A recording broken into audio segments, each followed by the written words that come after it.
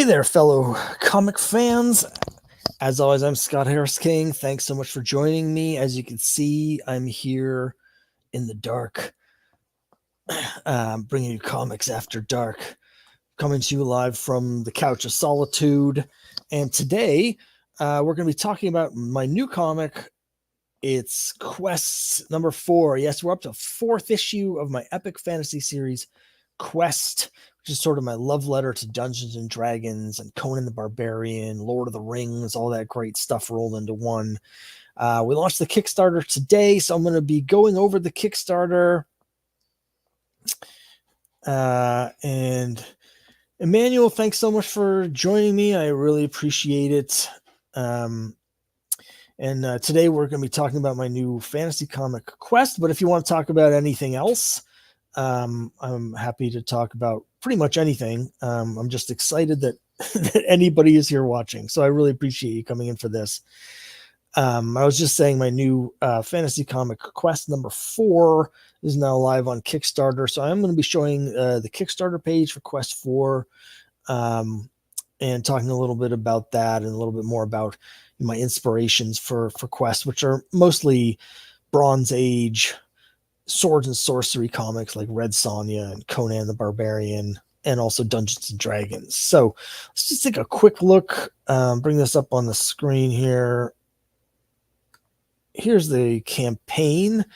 And as you can see, we're currently at $1,091 with 45 backers. So I want to thank everybody who's pledged so far and back the campaign. I really appreciate it. We're pretty much right on the nose. This is just about exactly where we were with both the first 2 campaigns, the same sort of amount of backers and money. So I've actually set the goal a little bit lower this time, so hopefully it'll be a little bit easier to hit that goal.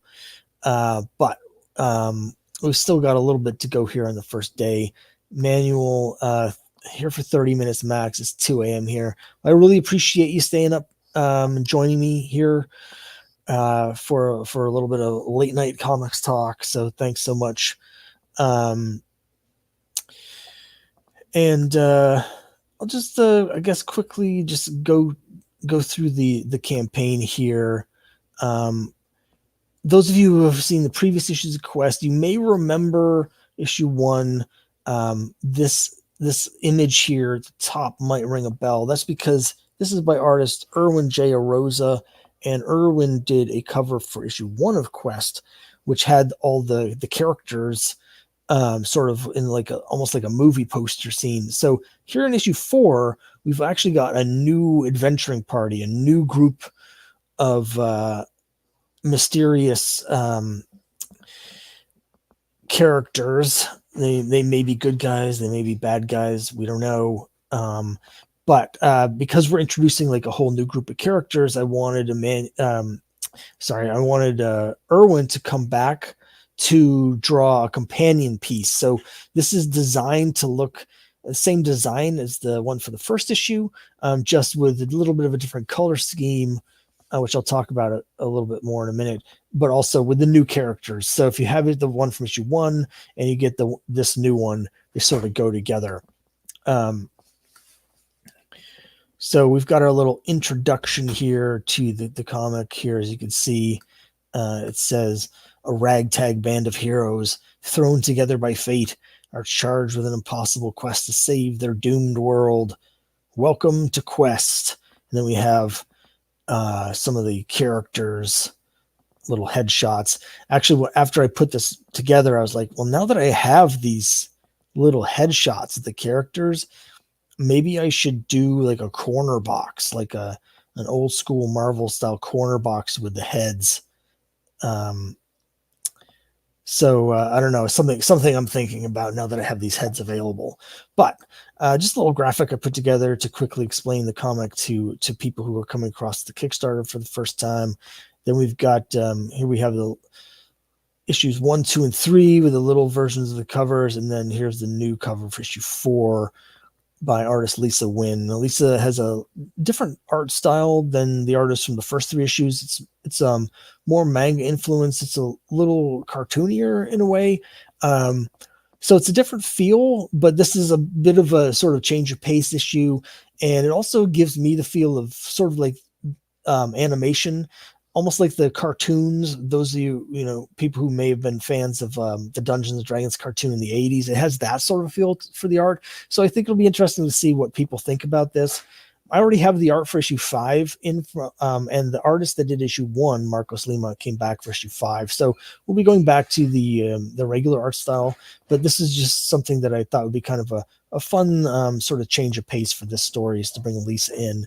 Lisa's worked with me before. She did one of the variant covers for Crime Busters #6, and she also did one of the stories in my romance comic Geek Love #1. So, obviously I'm a fan of her work.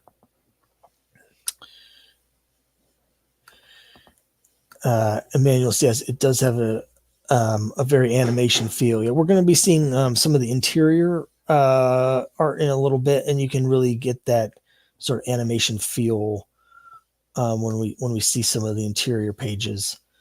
Here's the full cover from Irwin.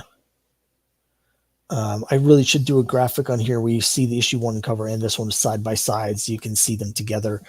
Because I intentionally did the design, the layout exactly the same for them. Just sort of like, and the first one has a castle in the background. This one has a pyramid. They both have the dragon. The pyramid's there for a reason, because issue 5 we're going to be visiting some pyramids. Then we have the RPG editions. Now these, of course, have bonus pages that the regular editions don't. And the bonus pages are like role-playing game, like D&D supplement materials. So after you read the comic, you can actually play the story from the comic in your own home game if you play D&D. And so I do all the covers to look like the D&D modules. These are the first 3 issues here, and then this is the new one. This is issue 4, module 4, the White Dragon Inn. I try and do homage covers each time to different D&D modules that fit the story from this issue of Quest. In this case, we're going to have a classic D&D scenario where we have a meeting at an inn, and that sort of thing, and a bar brawl. It's very classic. Beginning of a D&D adventure is the people meet at the tavern, right? And so this cover is based on an artist named Larry Day did a cover for a D&D supplement called The Shady Dragon Inn. And so I basically did an homage to that, where, of course, I replaced the characters from the original art with the characters from Quest #4. So I really enjoy doing these sort of things. People seem to really dig the D&D modules. I'm not sure if anyone's played them except for me, because I have played them. My dungeon master helps me with the game material, and we have played through the modules. So I'd be curious to hear from people that have played it. But even though this is actually sort of the best selling, even though this variant, because of the bonus material, the longer pages, and I also have extra stuff I have to pay for, this is it costs twice as much as the regular edition, but I actually sell more copies of this than the regular edition. So people seem to really dig it. And then we've got, I was a little unsure, honestly, how to do this on the Kickstarter page, because we're up to 4 issues. If I did preview pages from every issue, the Kickstarter, it would be so long, and I think the new stuff would kind of get lost in just these pages and pages and pages of stuff. So what I did was, every issue of Quest has a double page spread, usually at the beginning, although sometimes later on. This is sort of, I get this from Warlord, one of my favorite comics. Every issue of Warlord, pages 2 and 3, was a big action scene and a double page spread.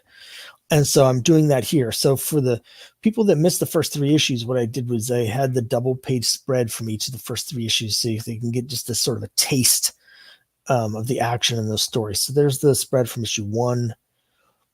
Here's the spread from issue 2 with the 6-legged mountain lion. And then issue 3, which takes place a little bit later in the issue, where we have the divine lightning strike. And then we get to the sneak preview for issue 4. Kyle's joined us. Kyle, thanks so much for joining. I really appreciate it as always. Thank you so much for coming. It looks like we've got 3 or 4 people here, so that's great. Sometimes I do live streams and nobody's able to come, but it's always nice. If anybody has any questions about anything, please let me know. I'm happy to answer any questions. But as I was talking with Manuel earlier, the guest artist for this issue is Lisa Wynn, and her art style is much more animation as opposed to sort of gritty. And it reminds me a lot of like Saturday morning cartoons, like the Dungeons and Dragons cartoons. So we can see that here in these sample pages. It's always really exciting to me once I get the colors put in and I finish all the shading. I have a colorist named Shane who does the flatting, and then I do the finished colors afterwards. And once everything comes together, like the art really comes to life with the colors. And so you can really see here with this 2-page spread where they're coming in the cave, and the goblins have killed the dwarves that were in the cave. You can really see sort of the animation style. Again, you can see it here in this action sequence on page 4 where they're fighting off the goblin attack. So yeah, again, it is a different style, so I'm not quite sure how people are going to respond to it, to be honest, but I think it's fun. And again, it reminds me of that D&D cartoon. So I thought it was a sort of a cool, just different flavor and tribute to that.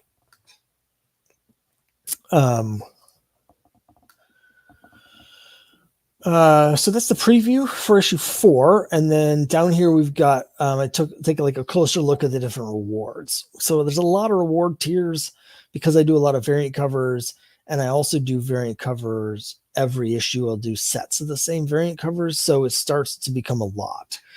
So I have a section here where I just sort of highlight some of the key reward tiers just so people know exactly what they're getting. And of course, the basic one is the set of all 4 issues. So one thing that's nice, if people have missed the first 3 issues, I do have the catch-up bundles. So they're discounted bundles. So you get a discount as opposed to buying them each individually. If you buy all 4 together, you get a discount.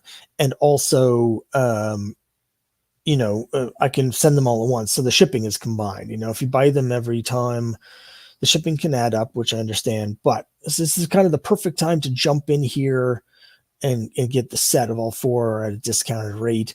I've also got similarly the set of all the RPG editions, which are normally twice as much, but those they're normally $20 each, but with the set here, these are my best sellers. So I'm not really close to being sold out of any of them yet, but the first issue, I'm actually getting relatively close to halfway sold out. So even though I'm printing 200 each, I'm getting close to having sold 100 copies of the first issue. So I expect that by the time I get to issue 6 or 7, I probably will be sold out of issue 1. Particularly does particularly well at conventions, since it's the first one. People always want to start with the first one. So I would say, if people like these, probably get them now while they are still available. And then, here's a closer look. I talked a little bit about this earlier, but here's a closer look at the RPG module for issue 4. Now here's the Erwin J. Rosa cover. It's a Virgin variant. I'm only printing 50 of them, and it's $25. Now there's a couple other options which I'm going to show you here in a second. I want to make sure everybody, particularly since his version of the first issue, his cover for the first issue was not that expensive. So every issue I do these covers that look like the Endless Quest books from TSR from back in the 80s. And so this time around, we have Erwin's cover, but Erwin actually gave me 2 different versions of his cover, one with the blue background and one with the red background. So you can get the blue background with the Virgin variant for $25. But for just $13, you can get the Endless Quest homage with the red version. And you can see, as add-ons, you can get the first 3 issues. So if you want to collect, I have a number of people actually that collect, that just buy these. So there's several people that just buy the Endless Quest versions, and I also have some people that just buy the Bronze Age Classic Throwback variants. Now, the first 3 issues, I drew the covers, but this one's actually by another artist by the name of Eiler Azusano. Now, Eiler does another fantasy comic on Kickstarter called Broken Trident. He approached me with this art, which I really liked. And so I've actually hired him to do some more work. So he's going to be doing one of the covers for issue 5 as well. So I hope people dig his art because I do. Also, you can see people that have watched my YouTube channel a lot know that not only do I love the semi-frame, like 20-cent era design is one of my favorite designs, but I also particularly love yellow covers. So I was really excited to make this. I think it looks really cool. It's kind of combining several of my favorite design elements. I'm really happy with how this came out. And then as you can see, here's the first 3 issues that I did in this sort of Bronze Age style. So I'm excited to do this. I'm still thinking about what to do for issue 5. There's a dinosaur in issue 5, so there's a reasonable chance that I might do an homage to first issue special number 8, but I'm not 100% sure because there's also a dinosaur that's on the main cover for that issue, so I might mix it up. We'll see. I haven't decided yet. Anyway, I love Irwin's cover so much that I'm making a metal version. The metal versions, I'm only printing a maximum of 25 copies, and this terrible graphic I put together does not do these justice. I really need to make a little video to show the metal covers, because I've done metal covers for the first 3 issues, and when you have them in hand, they really look cool. Photos don't really do justice. Maybe a video where you can actually see the sort of the light reflecting off of them, but the metal covers in person just look so cool. So I'm doing another one of those. I've got a couple people that like the metal covers. Of course, I also get them for myself. But that's the metal cover. And then down here, the next part of the campaign is just more about the add-ons. Now, people that have been backing my previous campaigns for this year know that this is the 5th anniversary of Crime Buster Comics. I'm doing a series of 5th anniversary covers that are designed to look like the Marvel 25th anniversary covers from November 1986. And so this is the one for quest number 4. Samir Samau is a Brazilian artist who's done several of these for me. He's done all the ones for Quest. This is the 4th anniversary cover that we've put out this year. And I'm hoping to actually do a campaign probably at the end of November into December just to reprint some of my previous comics, but with new anniversary covers. So I'm hoping to get 6 anniversary covers out this year. There's going to be more next year. I just wasn't able to get them all out. So the 5th anniversary is going to actually go through year 6 as well. But it's really cool once you start having 3 or 4 or 5 of these together and you have, like, you see them as a set. It is really cool. So I'm hoping people will dig that. And I have a few people that seem to be collecting them. So these are $15, only available as add-ons. One thing that's really cool about these, though, is that Samir actually works traditionally. So he doesn't use the full size, like US size, like 11 by 17. So he uses like 8 by 12 paper. So they're a little bit smaller, but they're still a little bit bigger than a comic book. But he does old school pencil and then ink on paper. And so because of that, this is the first time I've ever been able to offer original art as part of the campaign.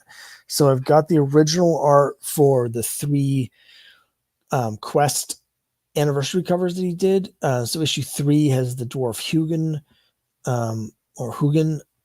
Issue 4 has Maniac Op, the Elven Bard, and then issue 5 is Vest, the Human Paladin. And so we've got the original art for all of those, which you can add on for $75. Obviously, they're one of a kind, so once someone gets it, it's gone. Hopefully people will dig those. If people don't buy them, I don't mind keeping them because they are really cool. But I want to share these with the fans, so hopefully people will like those. I also, last issue, I made some blanks, and I still have some left. So I've got a couple blanks left for issue 3, and so I'm making those available where you can basically get a blank cover, and I'll draw on it whatever you want, basically. I'm probably going to do a couple of these just for fun. Hopefully before the end of the campaign, I'll be able to get a couple done. There's things I can do on these sketch covers that I can't do in like a published cover. I can draw Vest and Red Sonja, teaming up on one of these sketch covers. I can't do that if I'm printing it, right? So I might do some of those just for fun and have some fun new add-ons. We'll see how it goes. And then here's some of the previous version variants that are what they call the artist spotlight variants. Got a new set of prints here with some of the art from this issue. And then, as always, I'm offering up sketch cards. So they're 2x3 trading cards for just $5 each. I'll do a quick marker drawing of whatever characters you want. Let's see. Oh, Kyle has a question. Sorry, Kyle. When I'm looking at the Kickstarter page, I can't actually see the questions. So let me take a look here. If you created a character in this realm made of molecularly electrically charged particles, would that make for a questionable adventure? Questionable adventure. I suppose it would. Kyle always brings the puns, which I appreciate. Appreciate a good pun. Not everyone does appreciate a good pun, but I do appreciate a good pun. So, I did want to show the back cover here. It's by Raleigh Marchadesh. He does all the back covers. He's got a style that's very reminiscent of the classic, D&D black and white pen illustrations. So he's done this. This is Maniac Op in a wizard's lair. He's got a couple little Halloween elements around here. This is the first of these that's kind of featuring a character that's not Vest. Everybody likes, including myself, Vest is sort of the main character. She's the female paladin that's sort of the leader of the party. But I do want to highlight some of the other characters. So Raleigh did this cool cover for the back cover, which is again available as one of the prints for this issue. And then we've got some bios. It's when I look at this, I just think when I started doing this 5 years ago, the first several comics, it was just me doing everything. And now I've got all these people that are working with me and helping me. So, we've got Lisa Wynn, we got Matt Timmons, the GM that helps him with the game supplements, variant covers, Eiler Asuzano, Samir Samau, back cover, and Erwin J. Rosa. We've got back cover by Raleigh Marchadesh. Adriel Della Vecchia does some of the colors for me. I'm actually seeing some things here I need to edit. I copy and pasted some of this from a previous campaign, and there's a couple things wrong just with this section, so I'll have to fix that after we're done here. But Shane is the flatter. So there's a lot of people that work on these. It's great to see these other artists work, their interpretations of my characters and stuff. Kyle says, love the back cover laid out like a writes and drawing. Yeah, I see what you mean. It's like reminiscent of the series of the Frankenstein portfolio that he did. So that's pretty much it. There are a couple other, actually, I say that's it, and then I'm immediately going to show something else. There's a couple other pledge levels I wanted to mention. We do have digital editions for people that don't want to, like particularly overseas, don't want to have to pay the ridiculous shipping.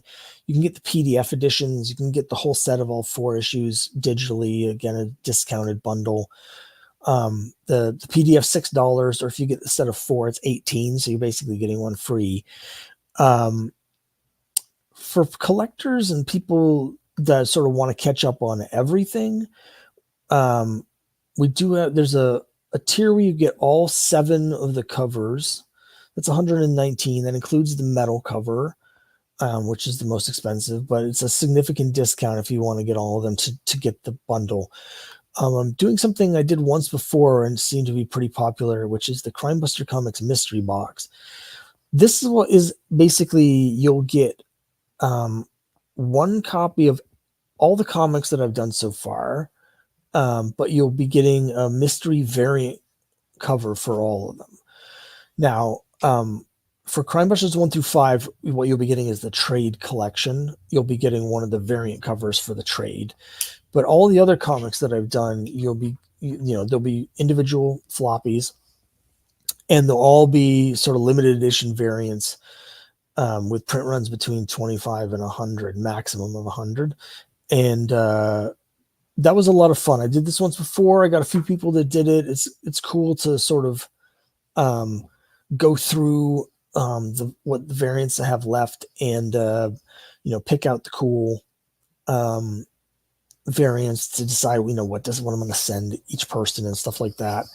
And hopefully it's fun for the collectors to get that, but also they can catch up on all the stories that I've done over the last 5 years. So it's kind of a fun way to get like an instant collection of everything. And even though they're the rare variants, they're discounted significantly as part of this. So you're actually paying about the same as you would pay just cover price for the regular editions of everything.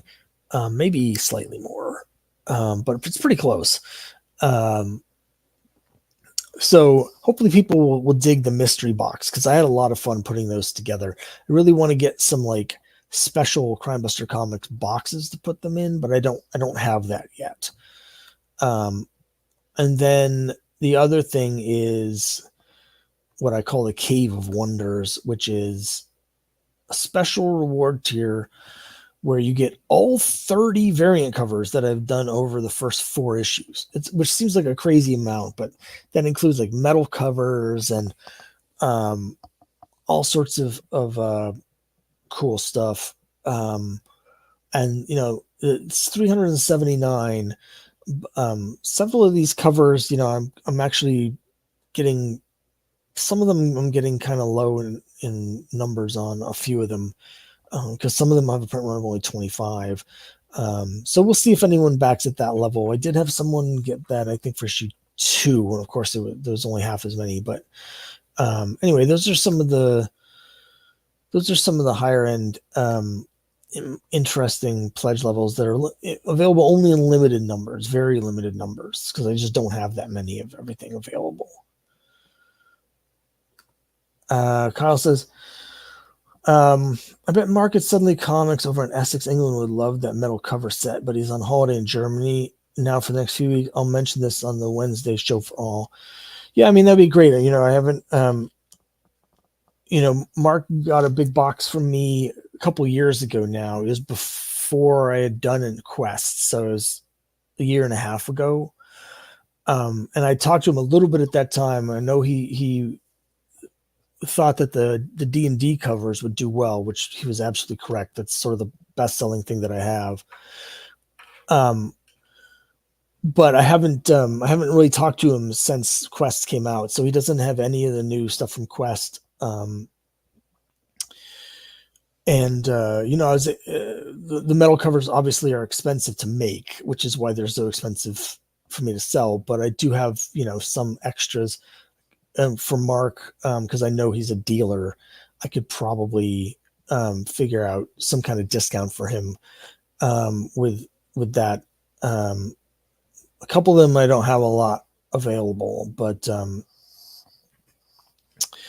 Kyle says he sold a few Crime Busters on his one. Well, that's great. I'm glad. I know some of the stuff that he got from me, some of the like Cthulhu versus Uncle Sam variants. I know he was planning on keeping for himself, but I don't know. I've always hoped that he was able to do okay with the stuff he got from me.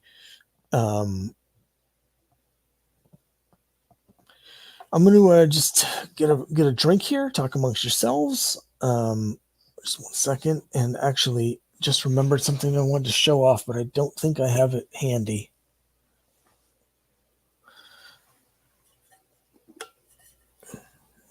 Just going to take a drink here, talk amongst yourselves.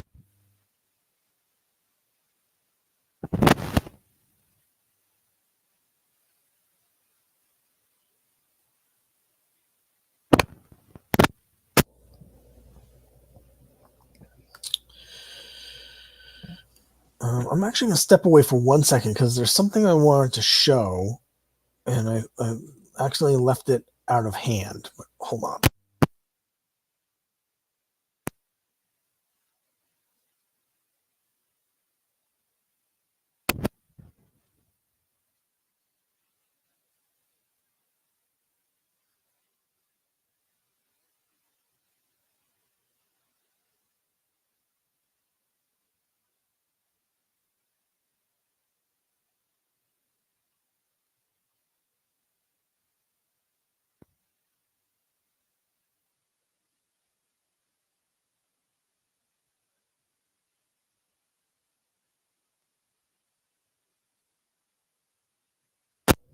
Okay, here I am. I'm back, and this has been a real busy day for me because obviously I've spent the whole day working on my Kickstarter, promoting the launch and getting everything ready, and like the whole day has just been working on the Kickstarter. But I've also been contacted by both of my printers who have been working on my romance comic, Geek Love, unexpectedly.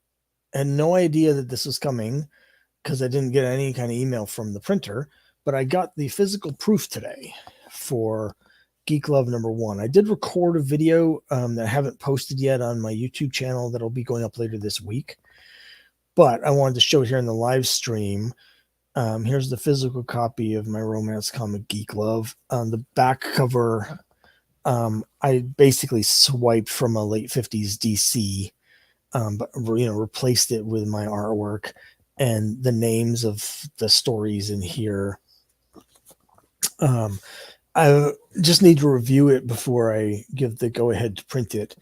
But I have actually already read through it once. I didn't notice any issues. Like, I always look to make sure that the trim is correct, like nothing was cut off or anything like that. And then, checking for typos, but everything looked to be fine. I didn't see any typos. All the pages were, aligned correctly and in the correct order and all the sort of basic stuff like that. So my hope is by the end of the week, I'll have approved Geek Love with the printer, with both printers, because I have two different printers, and the other printer also emailed me today about getting they needed some PDFs or something. They're having some sort of issue, but they're usually very quick. So once they have those PDFs downloaded, I expect those to come pretty fast. So I've got two conventions coming up shortly. For those who are in the area, I've got a convention a week from Saturday. So that's Saturday, October 5. That's at the town hall in Athol, Mass, sort of towards Western Mass. And then that's 10 o'clock. And then at noon the following week, Saturday, October 12, at noon, I'm at Mill number 5 in Lowell for the Pop Comic Con. So unfortunately, I don't, they got me this very quickly. But I have to, with this printer, I have to actually mail the proof back to them. So I'm going to try and mail that back to them the next couple of days. I will almost certainly not have, unfortunately, Geek Love in hand before Athol, But if things go really well and everything comes together, it's possible I might have those at my booth in Lowell on October 12th. So if you're in the area, come by, come see me for either of those shows. I'll have everything else. Yeah, but it's very exciting. Kyle says, outstanding. Love seeing that holding one of your biggest comic dreams. Thanks, Kyle. It really has been awesome to get this out. Even though I absolutely lost my shirt on this. did not do nearly as well as I thought it was going to, as I hoped it would do it in terms of sales on Kickstarter. But this is one where, it's worth it to me to spend the money to have created it. And something my wife has really liked a lot. So totally worth it. I have some story ideas for issue 2. I'm just not sure financially how I'm going to be able to get that to work. But so that's exciting. So that's basically where we're at. So campaign here, we haven't gotten any backers since we started here. We're still same place, 45 backers, $1,091. It's a really good first day. It's almost exactly the same numbers as issues 1 and 2. Slightly below those, but the day's not over yet either. So in terms of first day, issue 1, we had 46 backers and it was like $1,170. So it's a little bit more money wise, but just one more backer. And then issue 2, first day, we had 48 backers for $1,200. So, we're in the ballpark. This is a particularly tough time right now for Kickstarters. So I've been kind of expecting things to be down a little bit and for this issue to be a little bit more difficult than the first 3, which is partially why I lowered the goal. Last time our goal was set at 3,200. This time it's only 3,000. So I'm very pleased with these numbers. I want to thank everybody who has backed it. We're doing a slightly longer campaign this time. I've been doing 18 days recently. I added an extra week to give more time for more promotion, more live streams, more everything.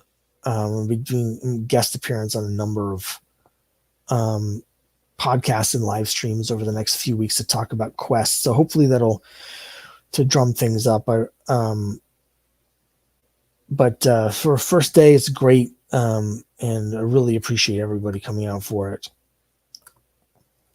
Kyle says, you've now done a mystery comic, a horror action comic, an adventure comic, and a romance comic. Any other genre you plan on broaching in the future?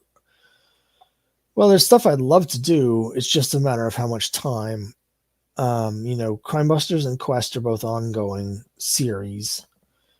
Crime Busters 7, we've had some unexpected delays. The artist is almost done, but it's 30, it's a 36-page story. He's got 30 pages done, but then right at the end, we've had the delay. So I'm going to have to probably push Crime Busters 7 to next year, beginning of next year. But, between Quest and Crime Busters, since they're both ongoing, it's kind of hard to find the time or space in a publishing schedule, in a Kickstarter schedule to do anything else. Just finding the time is hard. And then having the money to do anything else, I don't know. I would love to do a sci-fi. I have a kind of an idea, just the basic idea for like how it would start and what it would be about. But growing up, I was a huge fan of sci-fi in general, but specifically like Star Blazers was just absolutely favorite cartoon of all time for me. I love sort of the old anime stuff, the giant robot stuff from like the 70s and 80s. So I would like to do something like that. And again, I have some ideas. I know who the main character is. I know what it'd be called. I know how it starts. I know the premise. I have most of the first issue plotted out, but I thought about doing it to keep the cost down, to actually do it in a manga style. So it'd be black and white and with like a manga style art. Because the manga artists in general are cheaper and faster than the US, and I'd save a lot of money on coloring and stuff like that. So it's possible I might do that at some point, but I just don't know if I'm going to have the time. And it's hard financially to sort of branch out into these new genres. Every time I do a new series, I'm basically starting not completely from scratch, but like the people that are interested in Crime Busters, most of them are not interested in Quest, and vice versa. And even the people that like that are my backers for Cthulhu versus Uncle Sam, most of those aren't that into even Crime Busters, even though they take place in the same universe. So I've kind of got like 3 separate groups. Hold on, my camera turned off. There we go. Anyway, all of which is to say is if I start like a sci-fi comic, I just don't know how I would be able to afford it unless I drew it myself. And I don't know. I don't think I have the time for that. So I don't know. I'd like to do that. I actually have a sci-fi story plotted out that involves one of the characters from Crime Busters, but in space. So I might do it that way as well, but we'll see. If I could, sci-fi would be the next place I'd go. But thanks for the question, Kyle. I appreciate it.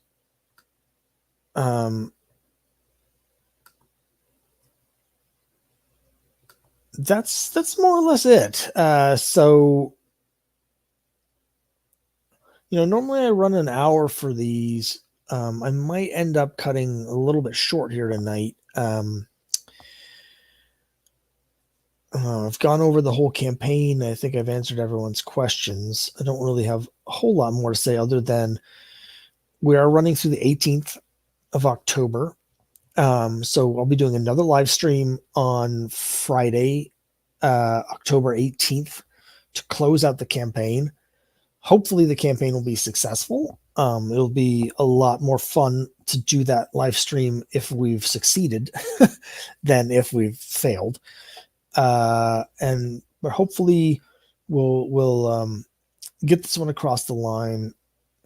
One thing that's cool that's happening is that there's this, people may be familiar with Inktober, which is where you draw like a different comic character every day in October, right? I'm participating in something called Indietober, which is basically artists drawing characters from indie comics and self-published comics. And the guy that runs it included Quest. And the day that people are going to be drawing my characters is the last day of the campaign. October 18th happened to be the day that I was assigned, random, just completely by chance. So when I do that live stream on the 18th, hopefully I'll have a bunch of cool Quest artwork to show you that other people have drawn with my characters. I don't know how many, but this is my first year participating, but I'm hoping we'll get some cool art to share with everybody. Between now and then, I also have some other ideas for things I want to do in terms of the campaign, like cool new rewards and stuff, like the sketch covers I talked about. But that's kind of all in the future.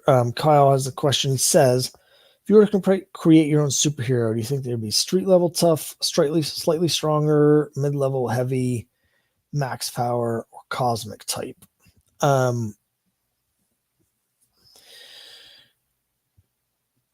Or maybe a magician like Strange. It would depend on the story, I guess, on what story I wanted to tell, would sort of almost kind of dictate which kind of character I would use. I've, over the years, I've created lots of characters that just haven't appeared anywhere, but I have, different ideas for different characters. I do really enjoy using public domain Golden Age characters, so it's very possible I would, rather than create someone new update, I'd do like an update on them, for like I've been doing in Cthulhu versus Uncle Sam. So it's a little hard to say. because I think it would just depend on what kind of story I wanted to tell. That would dictate what kind of character I needed to make in order to tell it the best way.